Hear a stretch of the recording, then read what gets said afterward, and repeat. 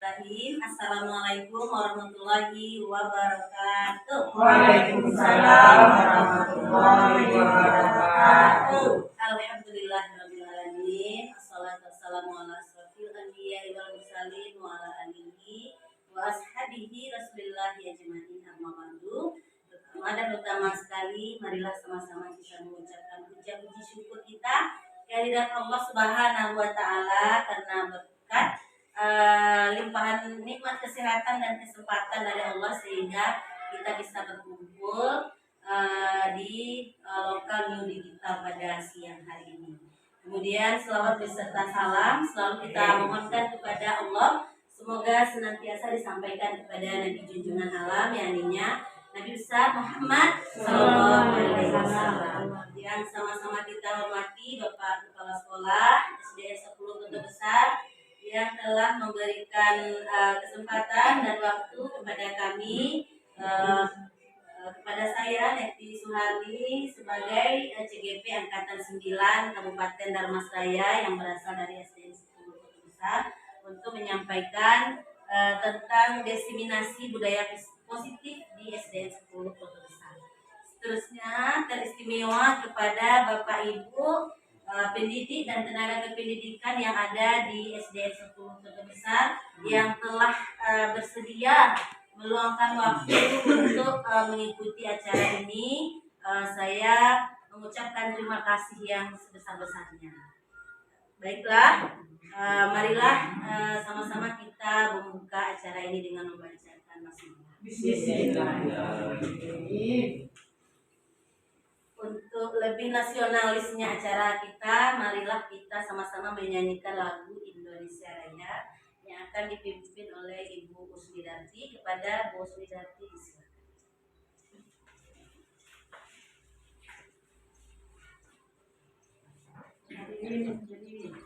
Hadirin dimohon untuk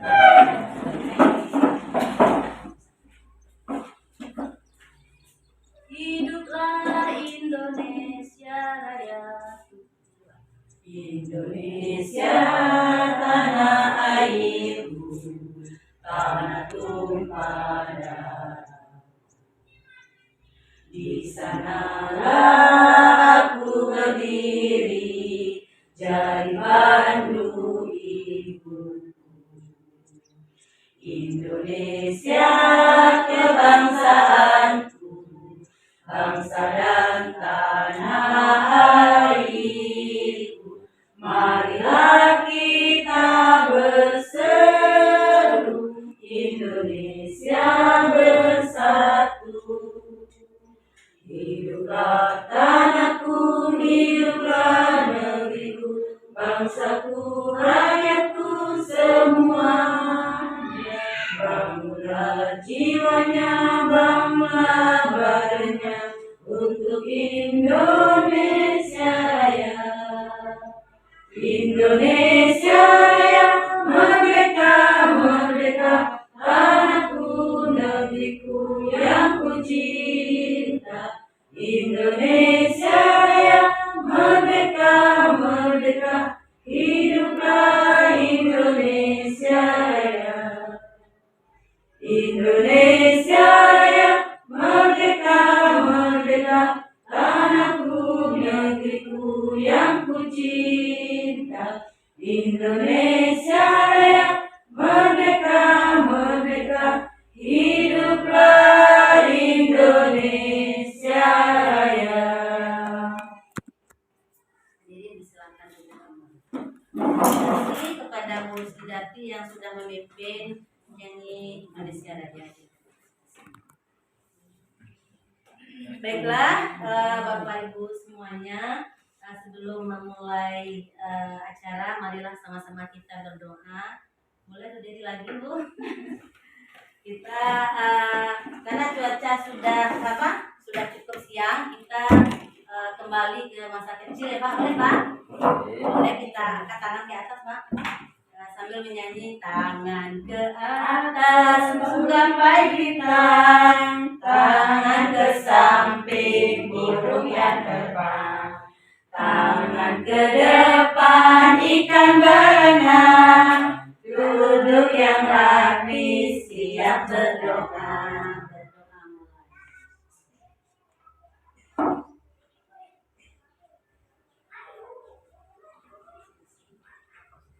Berdoa selesai. Baik, satu lagi kita ganti dengan tangan ke atas menggapai bintang, tangan ke samping merangkul teman, tangan ke depan gapai tujuan, tangan di depan bertepuk tangan. Setuju Bu?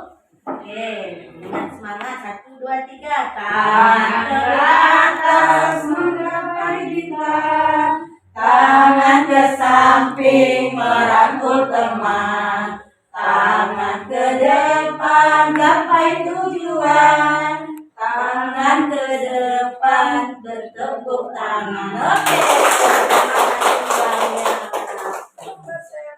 Oke, baik.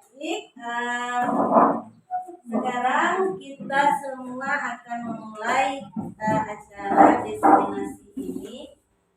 Tentu dalam hal ini bukan berarti nanti ini CGP sudah lebih bukan. Ini adalah bagian dari tugas kami dan ini juga adalah bagian dari proses pembelajaran, Pak. Bagaimana kita sama-sama belajar dan apa yang kita pelajari agar lebih berkah. Sebaik-baik orang adalah yang belajar dan mau mengajarkannya atau mau berbagi kepada yang lain. Itu bagian dari proses pembelajaran kami. Bahwasanya ada yang dimaksud dengan budaya positif. Dari kata-katanya ini ada nggak Bapak Ibu yang bisa memberikan komentar budaya positif itu apa sih? Kira-kira yang terbayang di pikiran. Budaya. Apa yang budaya? Pembiasaan. Terima kasih Bu Teta. Budaya itu adalah pembiasaan yang sudah dilakukan terus-menerus, ya, terus sekali, luar biasa. Ada lagi yang lain?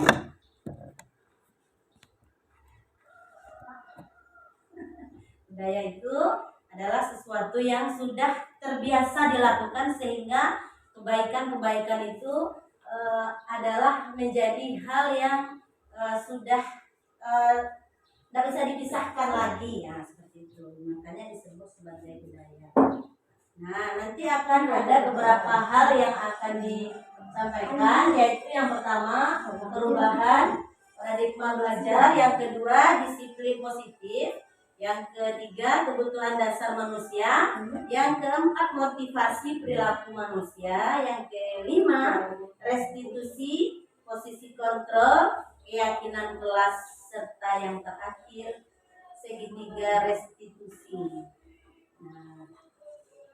Nah, budaya positif tersebut bisa dijalankan dengan menerapkan inti-inti dari budaya positif, disiplin positif. Kalau disiplin, seandainya dikatakan disebut kata disiplin, yang terbayang di pikiran kita apa kira-kira itu?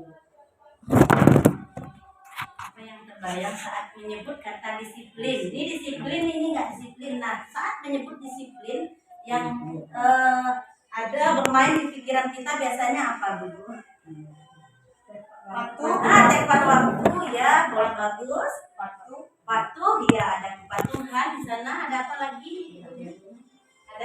Ada teguran, ya, ada teguran. Ada apa lagi kira-kira, Bu? Ada hukuman kan di sana biasanya dalam pikiran kita, ya, apa lagi? Ada apa, Pak? Ada kekompakan juga di sana. Ada hadiah, ya. Dan Debbie, luar biasa, ada hadiah. Apalagi Bu kira-kira?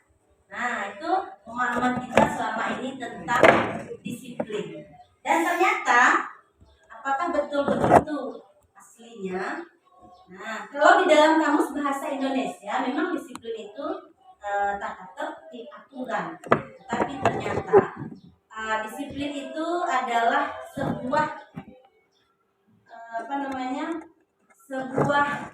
proses belajar. Disiplin itu adalah sebuah proses belajar, menggali potensi. Jadi disiplin itu adalah bagaimana seseorang meyakinkan dirinya bahwa dia itu memiliki potensi yang bisa dimaksimalkannya. Itu yang sebetulnya arti disiplin. Nah, sepanjang acara apa kemarin pendampingan individu kemarin tentang mulai dari filosofi KHD, kemudian membuat visi dan prakasa perubahan. Masih ingat nggak ibu-ibu apa tujuan dari pendidikan menurut Ki Hajar Dewantara? Menuntun ya, menuntun bukan menuntut ya, betul. Kemudian menuntun segala kodrat alam dan kodrat zaman yang dimiliki anak-anak. Oke. Kemudian diibaratkan apa kemarin seorang guru adalah diibaratkan sebagai seorang pelukis, seorang kalau menurut Ki Hajar Dewantara adalah seorang petani. Ya, jadi seorang petani, bibit yang kurang bagus di tangan petani yang bagus, maka bibit itu akan dirawat dengan baik sehingga akan tumbuh subur. Nah, sedangkan hubungannya dengan ini adalah bahwasanya sebagai guru kita ya sekolah pada umumnya Pak adalah ladangnya Pak. Nah, guru adalah petaninya, siswa adalah bibitnya, dan sekolah adalah lahan atau ladangnya. Lahan seperti apakah kira-kira yang bisa membuat bibit tadi tumbuh subur? Lahan yang dipupuk, betul. Dipupuk, diapakan lagi? Disiram, diapakan lagi? Dirawat, iya betul. Diapakan lagi kira-kira Bu? Ya, biar tidak kenapa? Biar tidak kenapa Pak? Biar betul sekali kepala sekolah kita. Biar tidak kena hama, tidak kena ulat, tidak kena oleh serangga dan segala macamnya, insektisida dan pestisida ya Pak ya. Nah, di ladang kita ini, di sekolah kita ini ibaratkan seperti itu. Nah, sedangkan gulma, apalagi ulat, parasit dan segala macamnya itu tentu mungkin nggak bisa subur tanaman ini, bibit ini, seandainya itu oleh kita biarkan saja. Bisa subur nggak? Kalau ulatnya rame, namanya tentu tidak. Nah, tentu bibit tadi membutuhkan rasa aman dari bullying, rasa aman dari hukuman, rasa aman dari ejekan, kekerasan dan segala macamnya. Nah, itu analoginya. Nah, jadi di sekolah ini, di sekolah kita ini adalah bagian dari proses untuk membuat bibit yang sudah dipercayakan oleh orang tua ke sekolah kita agar mereka bisa tumbuh menjadi subur, maka kita harus menjaga mereka dengan lingkungan yang positif, lingkungan yang jauh dari rasa ketakutan, dari rasa tekanan. Harus ada rasa nyaman dan aman. Seandainya kita guru setiap hari memberikan pemaksaan kepada dia, hari ini selesai, hari ini kira-kira aman nggak kira-kira mereka? Nah, tentu ya betul sekali, itu sama Jepang. Kalau paksa ya, kalau tidak disentil, kalau tidak ditutup modelnya, pusatnya, itu sudah tidak sepak, apalagi disepak. Tapi insya Allah di sekolah kita bisa kita jauhkan dari itu ya Pak ya. Itulah tujuan dari ini, agar murid-murid itu betul-betul mendapatkan lingkungan yang aman, nyaman, dan dia bisa menggali potensi yang sudah ada dalam dirinya itu. Nah, kemudian satu lagi,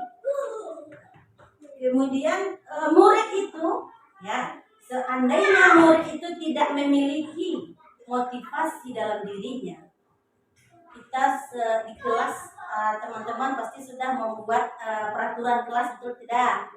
Ya, ada peraturan kelas, ada kesepakatan kelas yang sudah dibuat bersama. Tetapi ternyata itu ada pula, ini pelajaran kita hari ini. Ada yang disebut kesepakatan kelas, ada yang disebut konsekuensi, ada yang disebut dengan tata tertib, ada yang disebut dengan keyakinan kelas. Kemudian harapan kita juga agar nanti murid-murid kita tumbuh itu bukan hanya karena ada peraturan yang ada di kelas. Dia belajar, oh dia takut nanti nih kalau nggak belajar disuruh pulang lagi. Ada itu peraturan, saya kan sudah masuk ke semua kelas. Apa peraturan kelasnya? Kalau tidak mengerjakan PR disuruh pulang. Ada juga yang seperti itu. Ada juga di kelas tidak disebutkan kelasnya nggak apa-apa ya.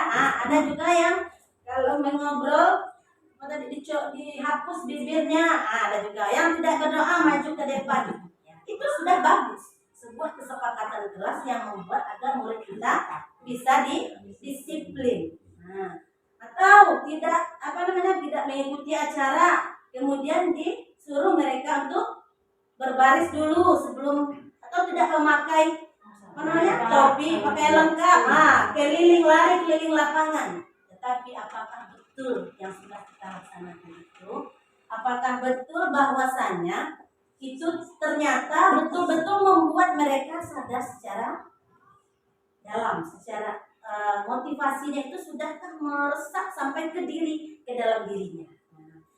Kemudian sehingga kalau memang sudah kesadaran diri, maka itulah yang tersebut menjadi budaya. Ini ada 3 perilaku manusia. Kalau menurut kita berapa perilaku manusia? Ya, yang pertama menghindari ketidaknyamanan.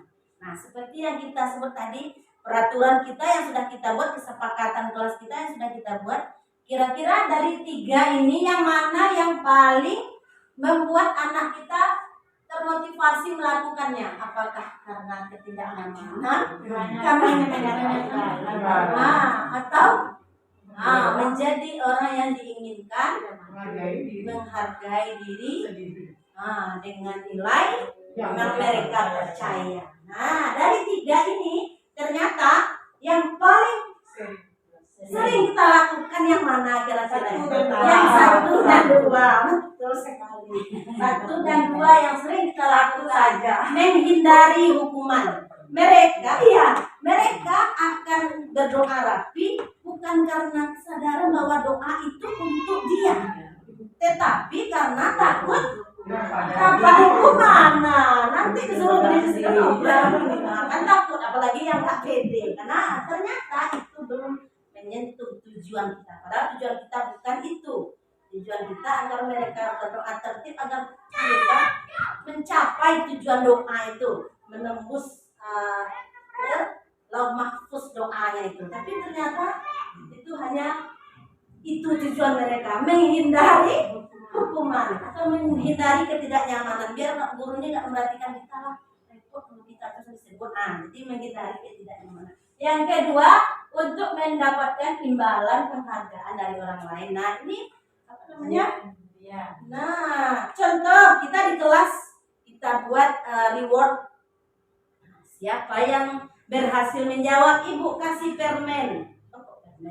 Ibu kasih permen. Ternyata itu belum terbaik karena tujuannya hanya untuk bukanlah tujuan yang kita maksud. Padahal tujuan kita adalah mereka betul-betul kesadaran diri. Tetapi ternyata jika itu yang kita lakukan, kalau penghargaan yang kita utamakan, maka motivasinya hanyalah motivasi dari luar, ekstrinsik atau internal bahasanya ya bos. Eksternal. Yang pertama dan kedua itu adalah motivasi yang sifatnya eksternal, dari luar diri. Padahal yang kita harapkan adalah yang ketiga. Yang ketiga itu adalah untuk menjadi orang yang mereka inginkan. Mereka menghargai dirinya dengan nilai-nilai yang mereka percaya. Contoh kita saja. Kita misalnya menggunakan helm nih, helm. Ada nggak peraturan yang tidak menggunakan helm? Ada aturannya oleh kepolisian. Kalau nggak menggunakan helm nanti akan ditilang. Padahal apakah polisi tujuannya tilang? Tidak. Nah, tujuannya adalah untuk menghargai. Padahal intinya sebenarnya adalah keselamatan. Nah itulah yang akan kita bentuk sekarang ya. Akan kita bentuk adalah keyakinan. Keyakinannya dalam dari diri bahwa yang dituntut itu sebenarnya bukanlah aturan itu. Aturan itu hanya dari luar. Yang dari dalamnya itu bagaimana kita bisa menyadarkan anak kita bahwa motivasi itu berasalnya dari dalam diri. Demi keselamatan yang gitu, betul gitu. Nah, untuk mewujudkan keselamatan tadi ya, keyakinan tadi. Nah, sebagai seorang guru nih, kita baca-baca dulu.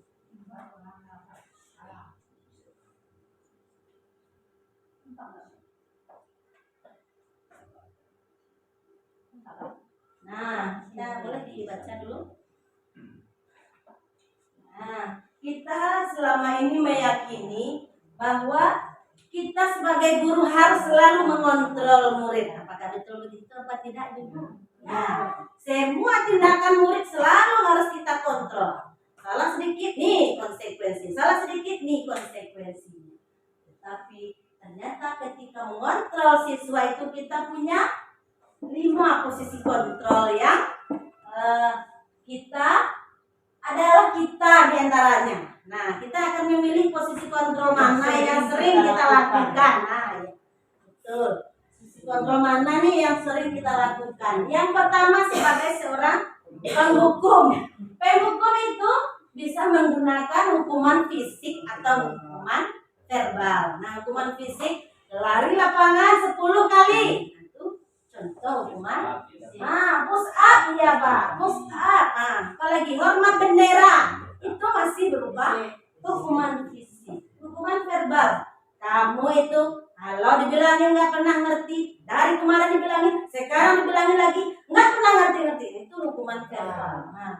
Ya, kemudian yang kedua, pembuat merasa bersalah. Kalau yang pertama tadi kasar, keras, nggak ada kesepakatan sebelumnya. Tahu-tahu ketika berbaris, ini kelas 1 misalnya berteta berbaris, karena namanya kelas 1 kan. Tentu kadang sini, kadang ke sini, kadang duduk dia. Nanti hormat bendera 1,5 jam. Itu namanya hukuman tidak kesepakatan. Kalau hal seperti itu berarti kita masih posisi penghukum. Kasar, keras, fisik dan verbal. Yang kedua, pembuat merasa bersalah. Kalau ini berbeda, ini lebih lembut. Anak ibu, tolonglah. Kamu nggak mau kan ibu terus yang disalahkan sama kepala sekolah. Dari kemarin kelas kita juga lagi. Dari kemarin kelas kita nggak kasihan sama ibu. Memelas, tetapi ternyata efeknya itu jauh lebih buruk dari yang pertama. Kenapa? Ini akibatnya yang kedua ini. Siswa akan merasa bahwa dirinya bersalah. Saya penyebabnya. Sayalah akibat guru disalahkan kepala sekolah. Saya akibatnya guru disalahkan oleh teman-teman guru. Jadi siswa akan bukan menjadi lebih baik, dia akan menjadi down. Besok-besok. Jadi ekspresinya berbeda. Padahal tujuan kita bukan itu. Kita lembut karena kita sayang, cuma karena posisinya kita membuat mereka bersalah, jadi justru ternyata akibatnya mereka down. Mereka akan merasa rendah diri. Jadi anak kita kalau nggak berani disuruh ke depan, nggak berani ngapa-ngapain, mungkin kita pernah membuat mereka bersalah selama ini. Itu yang kedua, Pak. Yang ketiga, posisi guru pada posisi ini tidak menyakiti murid sama sekali. Namun berupaya juga mengontrol secara persuasif. Ini lebih ke menganggap murid sebagai teman. Ayolah, jangan nggak gitu lagi nanti. Gimana nih nanti? Oh ibu sih nggak masalah kan? Teman-teman ibu nanti itu loh. Kalau seperti itu kita, gimana murid kita menganggap nanti? Guru-guru lain tidak membela dia, yang membela hanya guru yang satu ini. Ini Bagus apa tidak kira-kira kalau seperti ini posisi kita? Nah, tentu juga tidak menyakiti, memang tidak. Tetapi murid akan bersifat membanding-bandingnya. Nih bungkus enak. Coba kalau Bu, coba kalau Bu puji. Nah, jadi siswa membanding-bandingkan guru. Nah, sama rasakan guru semuanya. Padahal tujuan kita bukan itu. Nah, tidak tercapai tujuannya. Kemudian yang keempat, monitor atau memantau. Nah, di sini kita bisa contohkan seperti ini. Misalnya anak kita terlambat. Nanti kita panggil. Rian, apakah betul yang terlambat tadi? Nah, kalau ibu dilihat di jam itu, Rian telat 10 menit. Oke ya? Kalian dah tahu konsekuensinya kalau terlambat 10 menit? Tahu Bu, apa? Nanti ibu istirahat baru telat 10 menit. Oke, silahkan laksanakan. Nah, itu lebih tenang. Nah, pemantau data-datanya ada. Cukup datanya. Nah, ini pemantau. Tetapi apakah sudah efektif? Nah, belum seefektif yang posisi kelima, yaitu posisi manajer. Posisi manajer yaitu memonitor, mengawasi. Bukan ya? Menunjukkan tanggung jawab. Manajer itu yang namanya manajer kalau di perusahaan kan dia yang bertanggung jawab nih, tentang sikap, ya, di mana guru berbuat sesuatu bersama dengan murid, mempersilahkan murid mempertanggungjawabkan perilakunya dan menemukan solusi. Nah, inilah yang dipakai untuk segitiga restitusi tadi. Nah, guru yang si manajer dia akan menegur, kamu ya, nggak akan begitu. Nah, nanti akan dipanggil. Misalnya terjadi pertengkaran di kelas. Nah, akan nanti sesudah istirahat teman-temannya anak itu dipanggil. Nah, apakah betul si dan Ryan tadi bertengkar? Iya Bu, saya emosi Bu. Kenapa emosi? Iya, dia kan ngejek nama orang tua saya terus-terusan. Itu yang sudah saya lakukan di kelas 4. Masa iya, udah dibilang saya nggak suka diajak, dia ngejek terus Bu. Akhirnya saya ucapkan kata-kata kasar. Oh begitu. Nah, guru akan melakukan segitiga restitusi. Nah, yang pertama mengidentifikasi kesalahan, bahwa itu memang adalah sebuah kesalahan. Tetapi ibu tidak menyalahkan. Ibu tidak menyalahkan Sinta. Wajar Sinta emosi marah karena Brian sudah terus-terusan mengejek, padahal sudah dikasih tahu. Wajar. Mungkin ibu pun akan ada di posisi kamu kalau seperti ini. Jadi dia merasa, oh iya ya, dia merasa kita ini juga merasakan apa yang dia rasakan. Kemudian barulah validasi tindakan yang salah. Oh Cinta, kalau seperti itu kira-kira apa ya tindakan Cinta itu betulkah menurut keyakinan yang telah sudah kita buat? Tidak. Ibu sangat mengakui sekali Cinta tidak melakukan hal lebih buruk dari itu. Tetapi itu memang tidak sesuai dengan keyakinan kelas yang sudah kita sepakati. Nah, apa kira-kira yang sudah dilanggar keyakinan kelasnya? Menghargai teman dan menyayangi teman. Nah, nanti ditanya lagi keyakinan kelas apa. Setelah itu diajarkan bagaimana cara menyelesaikan permasalahan sendiri.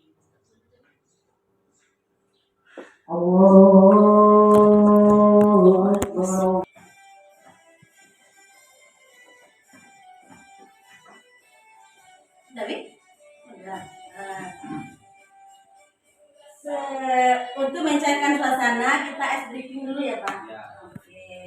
Baik, ice breakingnya itu bertepuk tangan kemudian sebut teman-teman. Nah, kita bertepuk tangan mulai dari saya sebut misalnya nama Bu Linda. Bu Linda berdiri. Kusnida. Dan berdiri. Nah, nanti Ustaz sebut nama siapa lagi mau sebut. Oke? Siap Bu? Siap. Iya, yang ibu aja lah, malu. Nanti cari orang lain Bapak malu. Mau Pak? Oh, malu. Tepuk tangan dulu. Oke, siap. Indrawati. Pak Cek. Untuk lainnya Pak? Siapa Pak? Mbak Eka. Tita. Bu Os. Bu Ningsih. Sebelum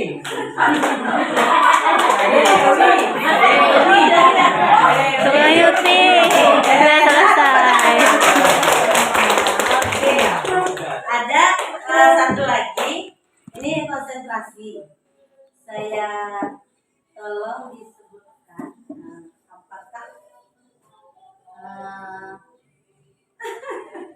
apakah jawabannya? Ya. Ada udang di balik bakwan. Oke, ada yang lain?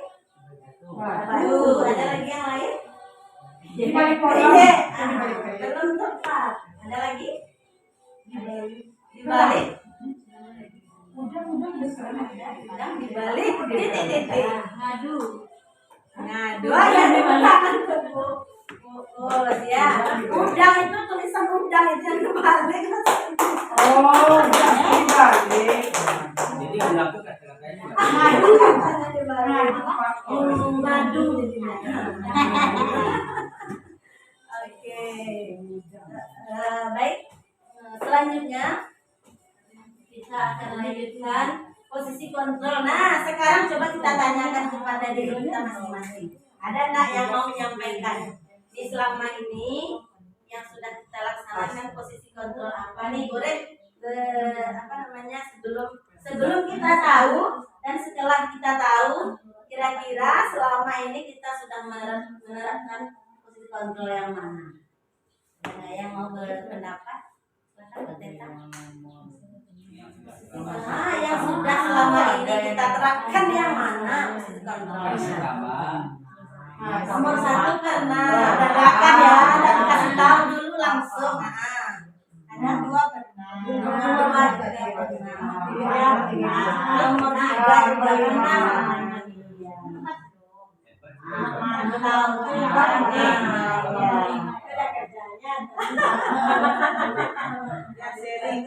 Nah, yang sering adalah tentu kita sendiri yang tahu. Mulai dari hari ini kita bukanlah setiap guru tugasnya bukanlah menghukum. Tugas guru bukan menghukum. Tugas guru bukanlah menghakimi. Tugas guru bukanlah sebagai pengontrol. Yang mengontrol sebenarnya adalah diri siswa sendiri. Kita sebut saja siswa, satu siswa. Bagaimana menetapkan peraturan di kelas? Apakah pasti semua siswa akan mengikuti? Tidak. Karena dalam teori kontrol yang mengontrol itu ternyata bukanlah guru, tetapi ternyata adalah diri siswa itu sendiri. Jadi bagaimanapun kita sudah menjadi ini, tapi ternyata pengontrol itu adalah diri. Makanya posisi yang paling baik kita lakukan adalah posisi manajer. Kita kembalikan lagi kepada dia. Nah, manfaatnya apa kalau seandainya kita kembalikan kepada dia? Kembali permasalahan saya sering terlambat tadi, apa nih jalan keluarnya? Setelah kamu sering terlambat, ada nggak jawaban atau perbaikan dari persoalannya? Apa akan terus menerus seperti ini? Tidak, Bu. Saya kemarin memang sering main HP malam, Bu. Nah, bagaimana cara kamu agar supaya tidak datang terlambat lagi? Saya akan berusaha tidak main HP lagi, Bu. Kalau sudah malam, saya akan berusaha untuk bangun lebih awal. Saya akan meminta orang tua untuk membangunkan saya. Nah, itu berarti solusi bukan dari kita, tetapi dia. Nah, kita hanya membantu dia memperkuat dirinya. Jadi nanti setelah ini kita punya tugas, yaitunya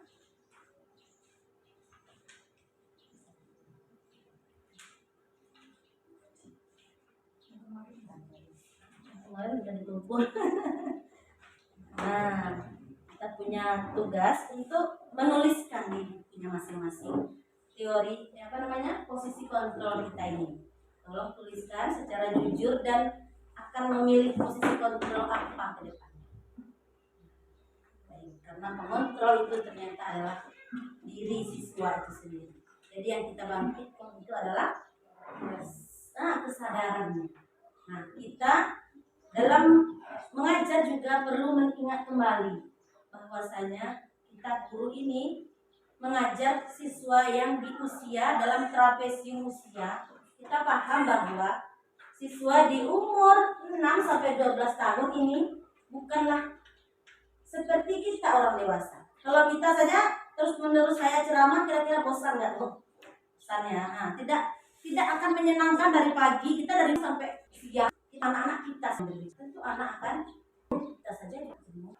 Jadi kita memang harus variasikan diri, memvariasikan model pembelajaran kita, memvariasikan media dan agar anak tidak jenuh. Mungkin dia menunjukkan misalnya kayak Akbar misalnya, dia akan mentoel temannya, akan mengikut temannya. Yang ditunjukkan itu di atasnya itu adalah barulah 12%. Sedangkan 88% itu ada di dalam dirinya. Nggak tahu kita. Memang harus kita tanya secara lebih detail kepada anak itu. Pasti dia melakukan sesuatu ada tujuannya. Mungkin dari tadi dia mengantuk saja. Mana tahu tadi malam dia ada kejadian. Nah, jadi kita nggak tahu boleh. Karena ada nggak yang pernah menonton video bahwa seorang anak setiap hari terlambat, setiap hari dipukul oleh gurunya, setiap hari terlambat, setiap hari pula dipukul oleh gurunya. Sampai di hari ketiga dia nggak terlambat datang. Nah, guru terus marah. Nah, tumben terlambat, justru begitu pula kata gurunya. Nah, nggak terlambat dia tumben pula. Tetapi anak itu murung karena nggak pernah ditanya oleh guru apa sebetulnya kebutuhan anak ini. Dan ternyata setelah ada yang menelusuri mengikuti jalan, ternyata selama beberapa hari dia terlambat, ternyata orang tuanya sakit di rumah sakit, tidak ada yang merawat. Jadi dia sebelum berangkat sekolah menyuapin orang tuanya dulu, baru dia berangkat ke sekolah. Nah, kita guru harus tahu bahwa siswa punya kebutuhan dasar. Ada kebutuhan dasar dia sebagai seorang manusia. Kebutuhan dasar ada berapa? Sudahkah terpenuhi oleh kita?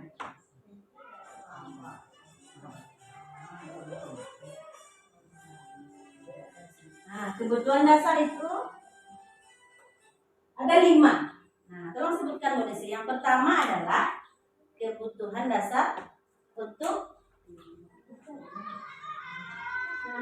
apa? Yang pertama kebutuhan dasar untuk penguasaan. Yang pertama untuk bertahan hidup. Nah, ternyata dia loyo dari tadi ternyata belum sarapan.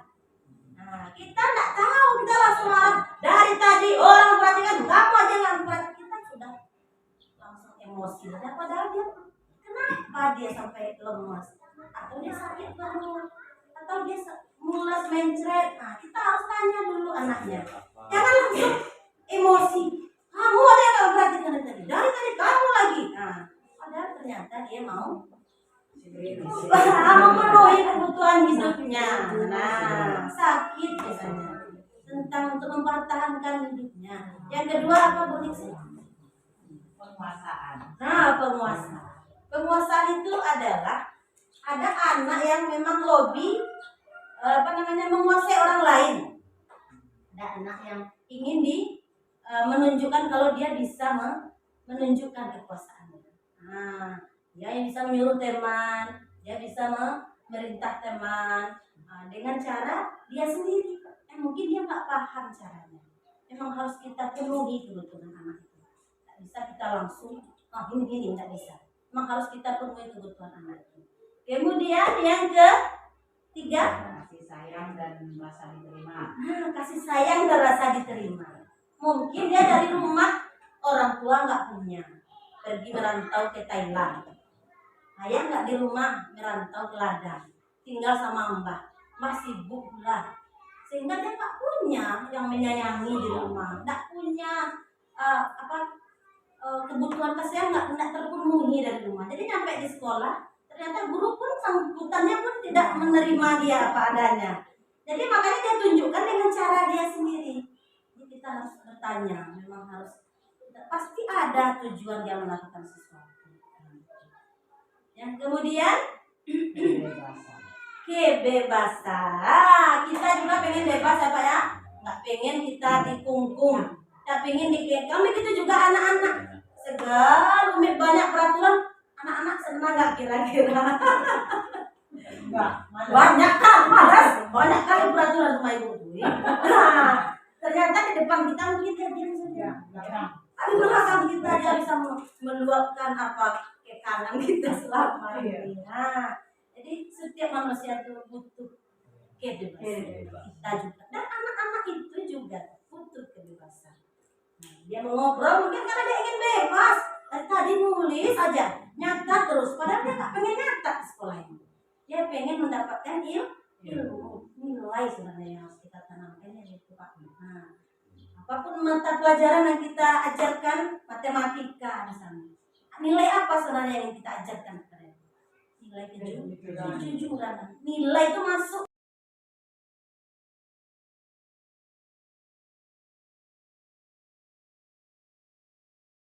Yang satu cobalah buka, permainan cobalah buka. Yang satu memegang. Nah, berdua dengan teman sebelah. Coba anggap di punya teman kita ini, di kepala tangan teman kita ini ada satu benda yang berharga. Nah, temannya mencoba merayu gimana caranya biar teman kita ini mau membukanya.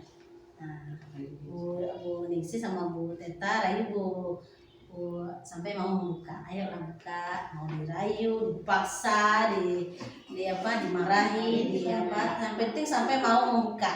Kira-kira ada benda berharga di tangan kita, mau nggak kita membukakan kepada orang? Ayo kita buka tangan. Apa yang Nggak mau ya? Siapa sebenarnya yang berhak mengontrol untuk membuka? kita sendiri. Nah, yang buka adalah kita sendiri. Nah, itulah perumpamaan untuk filosofi teori kontrol tadi. Yang membuka kepala tangan itu sebenarnya adalah kita sendiri. Bagaimanapun kuatnya dari luar, memarahi, membujuk, menggoda, mencubit, tapi tidak akan pernah dibuka kalau memang orangnya sendiri tidak mau membuka.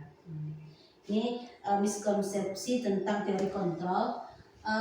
Selama ini yang kita pahami bahwa orang dewasa itu memiliki hak untuk selalu memaksa. Nah, jadi yang memaksa itu orang besar. Kemudian guru untuk selalu mengontrol murid, apapun kegiatan kita yang selalu mengontrol. Kemudian kritik dan membuat orang merasa menguatkan karakter. Kita selama ini memahami bahwa ketika anak ini dikritik sikapnya, kamu begini, nah akan semakin bagus untuk dia. Tapi ternyata tidak. Kemudian penguatan positif dan efektif. Selanjutnya pembelajaran paradigma baru. Nah, ini kurikulum merdeka yang baru dialami oleh Bu Teta sama Bu Nira. Ya lupa lagi. Bu Nira dan pembelajaran paradigma baru, tetapi walaupun kita masih di kurikulum K13, tapi kita sudah mengacu pada kurikulum merdeka. Bagaimana yaitu pembelajaran yang dirancang berdasarkan prinsip berdiferensiasi. Oke. Apa itu berdiferensiasi, teman-teman? Mana Bu Teta? Berbeda ya, berbeda pelayanan kita kepada setiap anak. Jadi guru tidak bisa harus duduk sama-sama duduk, belajar menggambar sama-sama menggambar yang sama. Jadi tidak lagi seperti itu. Jadi diferensiasi kita menyesuaikan dengan kebutuhan anak kita, siswa kita yang melayani mereka. Mereka misalnya butuh pembelajaran yang seni, maka walaupun pembelajarannya adalah matematika, maka kita salurkan kebutuhan belajarnya itu. Berarti misalnya gambar jambu yang dibuatnya jadi 5 buah. Jadi kita yang menyesuaikan, mendiferensiasikan, menyesuaikan dengan kebutuhan belajar siswa kita sekarang. Makanya kalau lihat video yang saya kirim kemarin itu, kalau di KTSP perangkat guru ini laptop aja, cuma buku tok saja. Kalau di K13 sudah bawa laptop. Nah, ketika di kurikulum merdeka banyak ada yang bawa bola, bawa apa, karena setiap anak itu berbeda cara pelayanannya. Jadi kita menyesuaikan, tidak bisa kita perlakukan anak dengan satu perlakuan yang sama. Ibaratnya filosofinya ada 3 anak datang ke kita kita cuma punya satu ukuran baju, yang satu gendut, yang satu tinggi, yang satu pendek. Bisakah satu baju ini kita masukkan ke 3 anak yang sama, yang berbeda ini? Tentu tidak, tentu cara memasukkan berbeda. Jadi tidak bisa baju satu untuk 3 orang anak, harus memiliki bajunya masing-masing. Karena nggak akan muat baju kecil untuk anak yang gendut, nggak akan muat baju pendek untuk anak yang tinggi. Jadi kita harus memperlakukan anak berbeda sesuai dengan tahap perkembangan psikologi modern, yaitu profil pelajar Pancasila. Oke, selanjutnya stimulus respon, mengubah paradigma stimulus respon ke pendekatan teori kontrol, yaitu realitas kebutuhan kita, semua orang melihat hal yang sama, realitas kebutuhannya setiap orang itu berbeda. Ini bedanya. Yang kedua, kita mencoba mengubah orang agar berpandangan sama dengan kita. Ini dari stimulus respon yang lama. Kalau yang baru, memahami bahwa orang itu pandangannya berbeda-beda tentang dunia, tak sama. Kemudian yang ketiga, perilaku buruk dilihat sebagai sebuah kesalahan. Sikap buruk itu adalah sebuah kesalahan.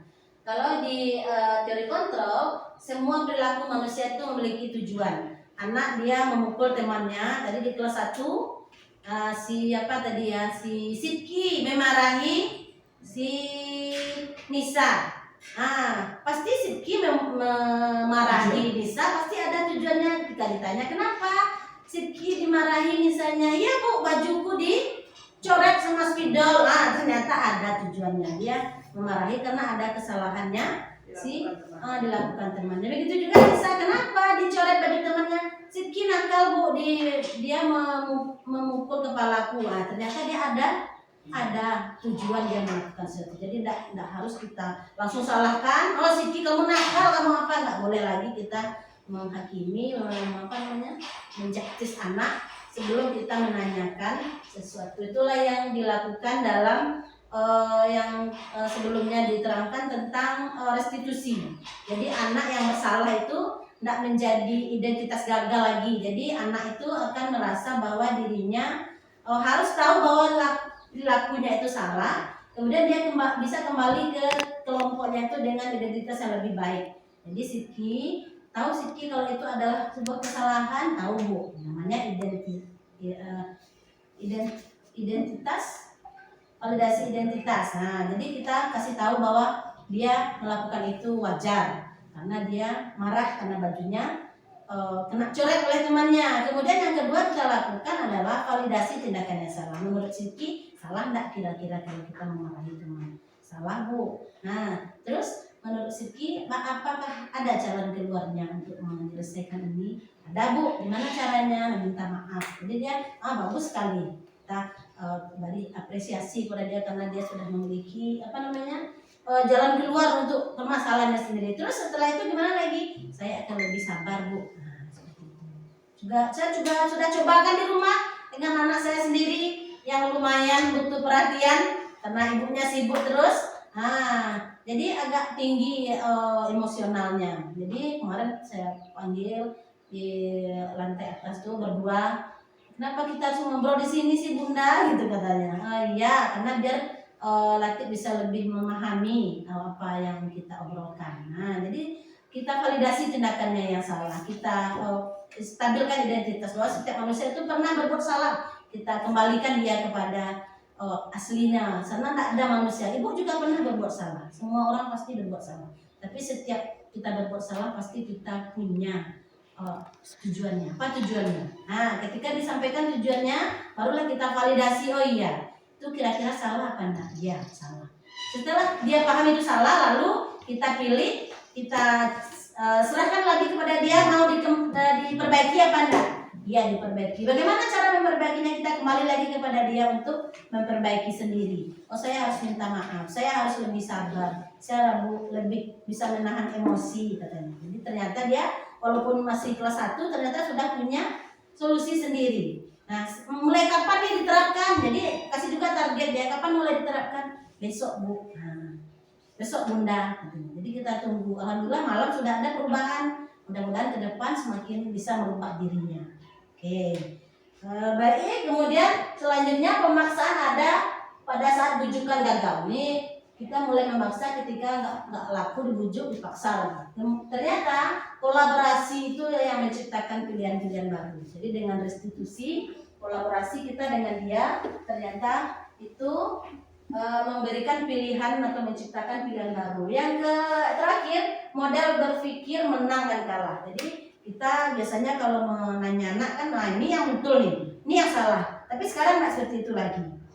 Kita tidak mencari yang menang dan yang kalah, tidak mencari yang benar dan yang salah. Yang kita cari bagaimana anak yang bermasalah ini dia bisa mengembalikan dirinya ke kelompoknya, bukanlah sebagai identitas gagal, bukanlah orang yang bersalah, bukan orang yang dicap nih anak nakal, bukan lagi, tapi kita kembalikan lagi dia ke kelompoknya menjadi pribadi yang lebih baik lagi sesudah ini, karena dia sudah punya solusi sendiri. Jadi dia berpikir menang-menang. Jadi setelah itu dia tidak lagi merasa aku ini orang yang buruk, aku ini orang yang nakal, aku ini. Jadi dia tidak merasa seperti itu sesudah kita restitusi, tetapi dia merasa bahwa dia punya solusi dari apa yang dilakukannya. Kesalahan itu adalah hal biasa, tetapi yang luar biasa itu dia bisa memperbaiki kesalahan dengan lebih baik lagi. Kemudian disiplin positif, ini sudah arti disiplin itu adalah belajar. Kemudian kebutuhan dasar manusia. Nah, ini kebutuhan dasar manusia ini mendapatkan apa yang kita inginkan. Seluruh tindakan akan kita lakukan memiliki tujuan tertentu. Nah, ada berapa kebutuhan dasar manusia? Ada 5. Yang pertama bertahan hidup, yang kedua kasih sayang dan rasa diterima, yang ketiga penguasaan, yang keempat kebebasan, dan yang terakhir kesenangan. Nah, ternyata ini kebutuhan dasar anak yang harus kita penuhi. Nah, ketika kita tidak terpenuhi oleh kita kebutuhan dasarnya ini, maka muncullah kenakalan, muncullah yang tidak kita inginkan. Nah, jadi kita tidak bisa serta-merta ternyata menyalahkan anak. Kenapa anak kita ternyata kita juga yang harus merefleksi diri kita. Mungkin kita tidak memenuhi, dia juga butuh humor, dia juga butuh tertawa saat di kelas dari pagi sampai siang. Kita tawarkan dia untuk terus belajar, menulis, tugas, itu dia juga butuh humor. Kemudian di mandiri, kebebasan, dia juga bisa mengendalikan dirinya sendiri. Ya, kita bisa kasih kebebasan, kadang-kadang belajar di kelas, kadang-kadang belajar di luar kelas biar lebih tersalurkan bakat keinginannya untuk bebas. Sudah, belum, masih lama. Penguasaan ini harga diri atau keinginan untuk dianggap memimpin, berprestasi, diakui dan didengar. Nah, ini penguasaan ini ketika anak dia memarahi temannya atau itu yang ingin dimunculkan itu adalah penguasaan, bahwa dia bisa menguasai temannya. Ketika temannya tak mengikuti dia mulai bergejolak. Nah, itu karena ada hak dasar manusianya, yaitu penguasaan. Kemudian rasa diterima. Rasa diterima ini rasa dipedulikan, kerjasama, menjadi bagian dari kelompok. Kan ada anak ini yang dijauhi teman-temannya. Nah, anak yang seperti ini pasti dia akan lebih nakal dari anak yang lain, karena dia tidak terpenuhi ini rasa diterima, tidak mendapatkan kasih sayang. Apalagi di rumah mamanya sibuk dari pagi sampai sore. Nah, dia nggak ada mendapatkan kasih sayang. Maka di guru dia berharap di guru dapat, makanya dia muncul kok awal yang diginikan, dia diperhatikan oleh kita.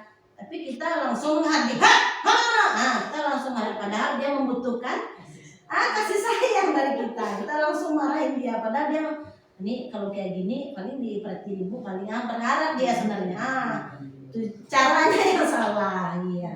Kemudian bertahan hidup ini makanan dan minuman. Selanjutnya teori perilaku manusia.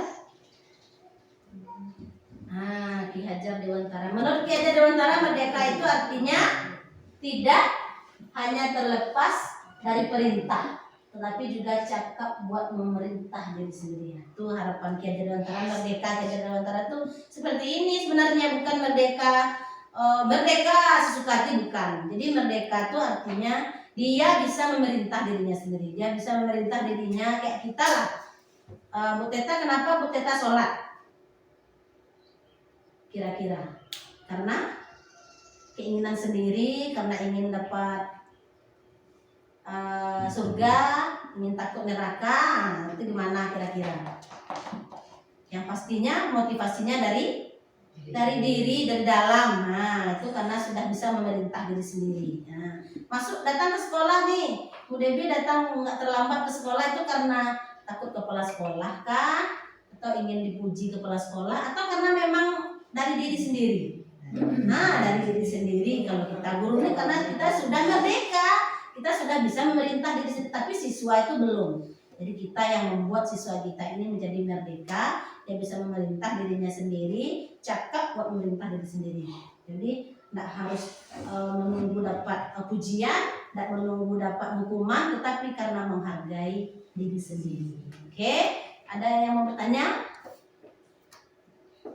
Nah, oke. Tepuk tangan untuk kita semua.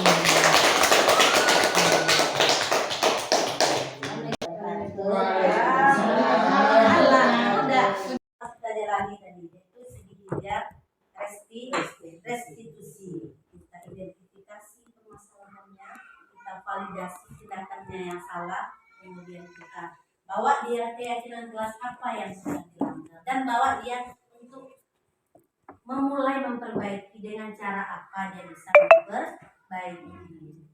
Nah, karena dengan begitu maka dia akan menjadi siswa yang bertanggung jawab untuk dirinya sendiri. Nah, ini tujuannya Ibu. Menghasilkan murid yang mandiri dan bertanggung jawab. Nah, selama ini kita ada kurikulum merdeka semuanya suka anak. Bukan begitu ternyata. Kurikulum merdeka menghamba pada murid bukan seperti itu ternyata. Nah, ini tujuannya. Murid yang mandiri dan bertanggung jawab. Yang memerintah dirinya adalah dirinya sendiri. Nah, guru apa? Guru memberikan pengaruh baik kepada dia, mendorong motivasi intrinsik yang ada dalam dirinya.